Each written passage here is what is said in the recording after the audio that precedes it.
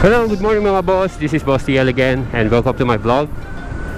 Today, lalabas tayo to test out again the Insta360 OneX.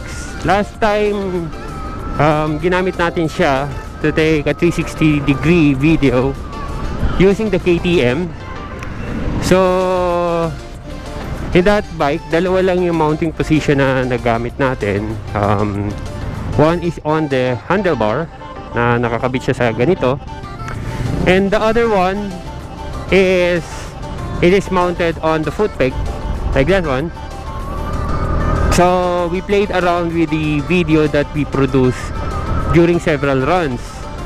Now we're trying that out again, this camera, using the SkyDrive naman.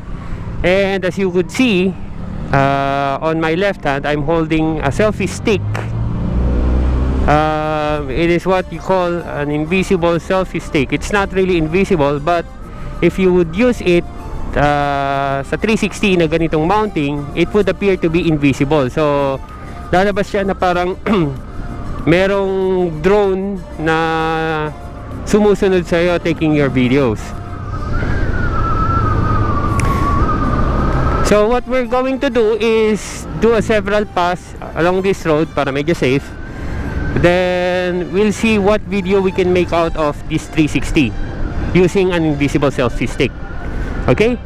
So tara, let's go.